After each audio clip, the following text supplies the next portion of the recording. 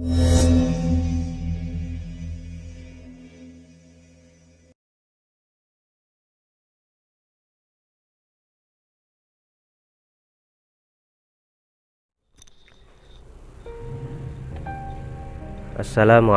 warahmatullahi wabarakatuh. Bismillahirrahmanirrahim. Alhamdulillahirabbil alamin. Wabihi nasta'inu ala umuri dunya waddin wa ala alihi wa ashabihi ajmain. Amma ba'd. Sebelumnya saya ucapkan selamat pagi kepada anak-anak semua kelas 8, baik yang kelas 8 putra maupun putri. Sebelumnya marilah kita awali pelajaran kita pada pagi hari ini dengan membaca doa bersama. Bismillahirrahmanirrahim. Raditu billahi rabba wa bil islami dina wa bi muhammadin nabiyya wa rasula. Rabbi zidni ilma warzuqni fahma. Amin ya rabbal alamin. Mudah-mudahan di pagi hari ini kita senantiasa sehat walafiat, dijauhkan dari berbagai macam penyakit ya. Meskipun ini saya sebenarnya juga masih lagi agak flu. Jadi kebetulan sekali kita pas jadwal online. Jadi kita tidak perlu tatap muka dan tidak ada kekhawatiran ketularan flu saya gitu ya.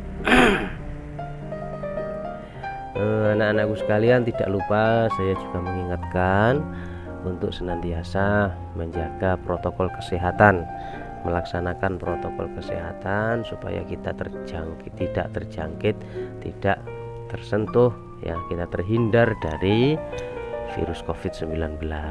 Jangan lupa cuci tangan, sering cuci tangan sebelum makan ya. Terus menjaga imun tubuh ya.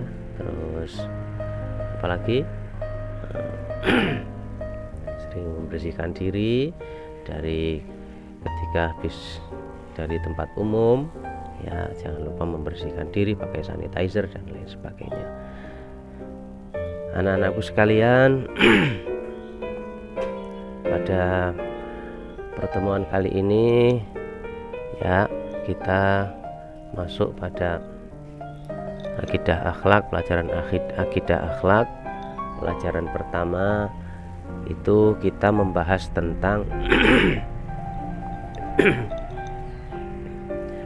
kita membahas tentang Al-Qur'an ya. Al-Qur'an dan keistimewaannya. Di sini saya tidak akan membahas panjang lebar. Nanti anak-anak saya kirim link bukunya, bisa dibaca-baca sendiri. Di sini saya hanya menyampaikan ringkasan-ringkasannya saja. Apa tuh yang pengen dicapai dalam pembahasan tentang Al-Qur'an ini? Yang pertama adalah anak-anak dapat menghayati keutamaan Al-Qur'an ya, sebagaimana Al-Qur'an itu adalah kitab suci kita ya. Sudahkah kita menghayati isinya? Sudahkah kita memperdalam maknanya ya? Selanjutnya, mengamalkan sikap cinta kepada Al-Qur'an. Ini penting sekali ya. Quran itu harus senantiasa ada di dalam diri kita. Quran itu harus senantiasa ada di dalam hati kita. Kalau tidak, ya ini nanti tidak akan tersentuh. Bertahun-tahun Qurannya tidak dibaca, apalagi tidak dikaji. Nah, ini sangat berbahaya sekali, mengingat Al-Quran adalah kitab suci kita. Selanjutnya adalah yang akan kita capai, memahami sejarah, hakikat, dan keistimewaan Al-Quran. Jadi nanti akan kita bahas, dan anak-anak juga bisa membaca di bukunya itu proses turunnya Al-Quran, mulai dari pertama kali wahyu yang pertama sampai wahyu yang terakhir. Nah, ini nanti ada semua di situ ya. Jadi kalau kita mengetahui prosesnya berangsur-angsur, nah itu banyak hikmahnya di situ. Hakikat dan keistimewaan Al-Quran. Nah ini luar biasa. Al-Quran itu karena selain kitab suci juga dikatakan bahwa Al-Quran juga obat ya bagi kita kaum muslimin. Nah, ini banyak sekali keistimewaannya.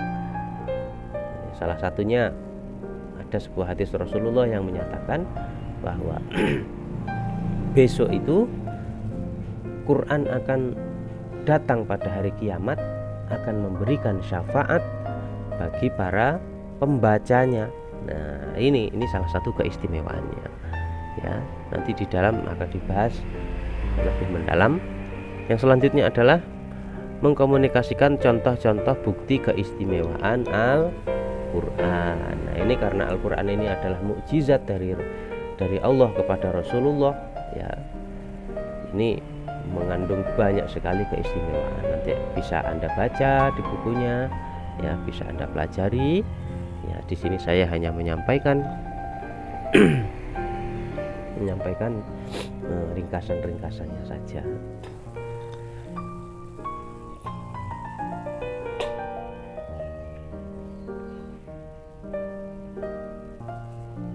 Nah, nanti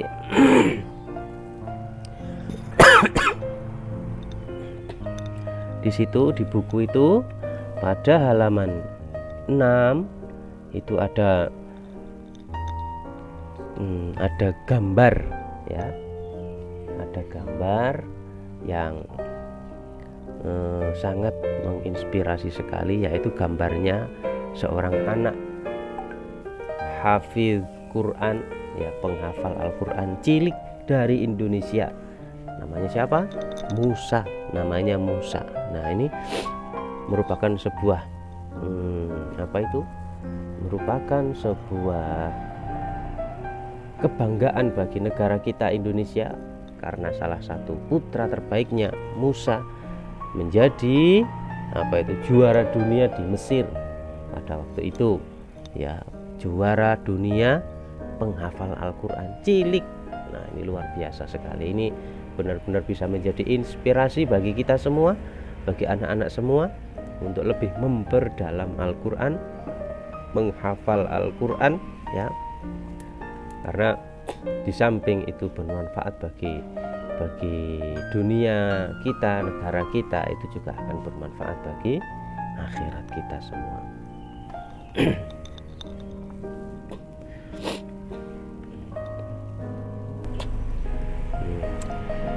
Selanjutnya adalah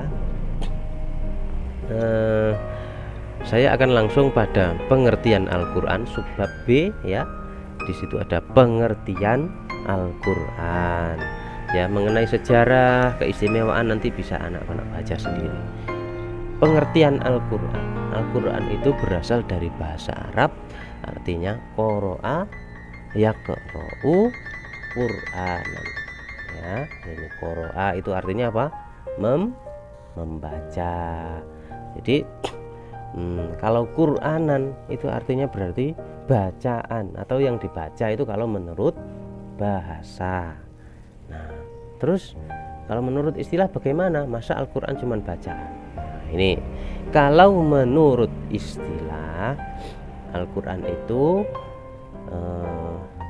kalamullahil munazzalu al-mu'jizu al-muta'abbadu bitilawatihi. Itu arti secara secara ringkas ya.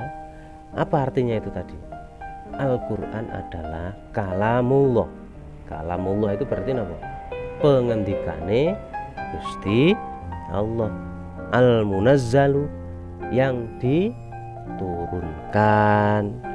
Al-munazzalu ala nabiyyina Muhammadin sallallahu alaihi wasallam, yang diturunkan kepada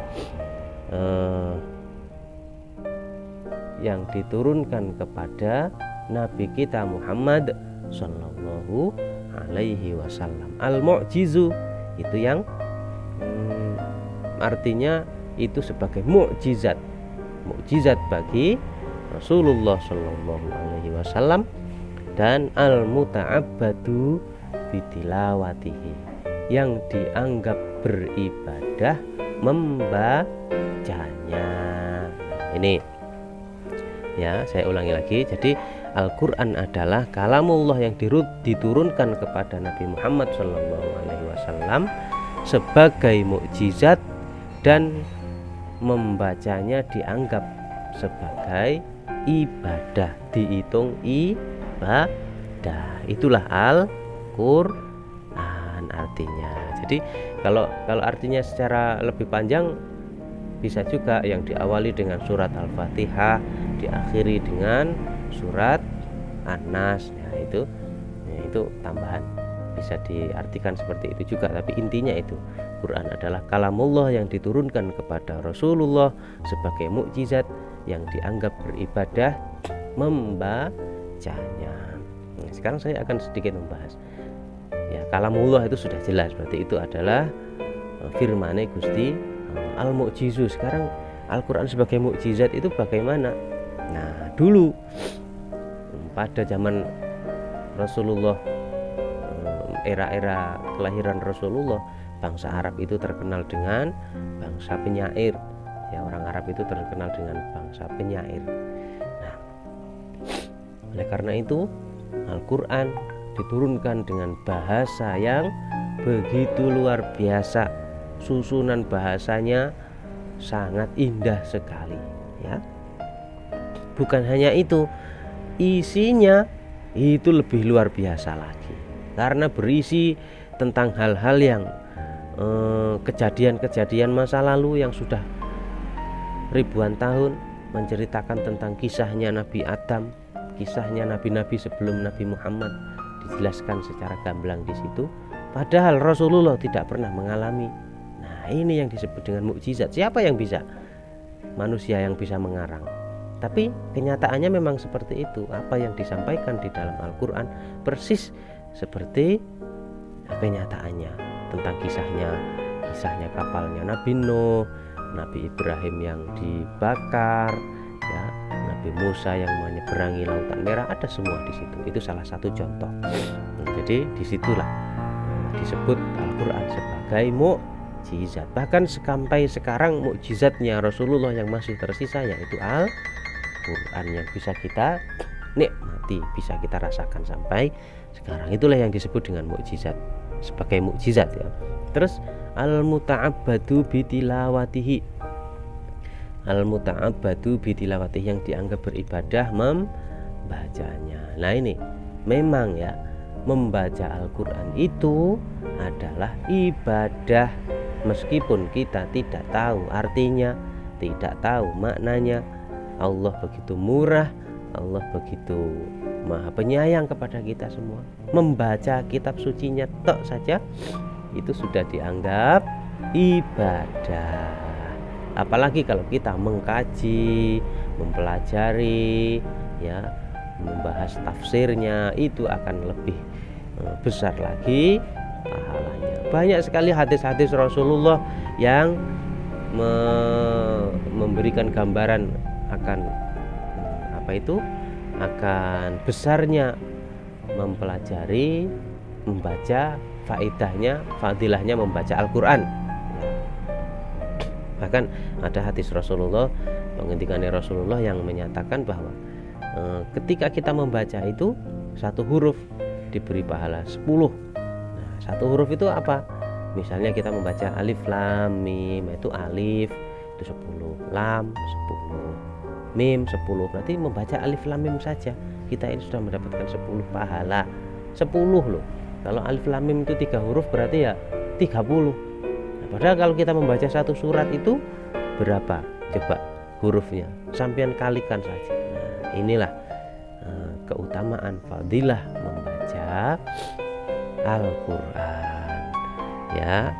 Itu masih banyak lagi yang belum saya sampaikan di sini mengenai kisah-kisah turunnya Al-Quran, ya. Terus nama-nama lain Al-Quran, ya. Al-Quran itu di samping namanya adalah Al-Quran, ada juga nama-nama lain yang disebutkan di dalam Al-Quran, Apa itu contohnya? Alkitab, Al-Quran itu juga disebut dengan Alkitab atau Al-Furqan.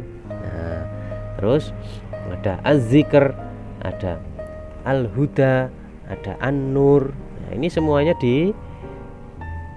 kita bisa dapat ketahui dari ayat-ayatnya Allah yang ada di dalam Al-Quran itu sendiri. Nanti di situ ada dalil-dalilnya. Oleh karena itu silakan dipelajari anak-anak semua, dibaca bukunya bila perlu. Nanti difotokopi ya, di print.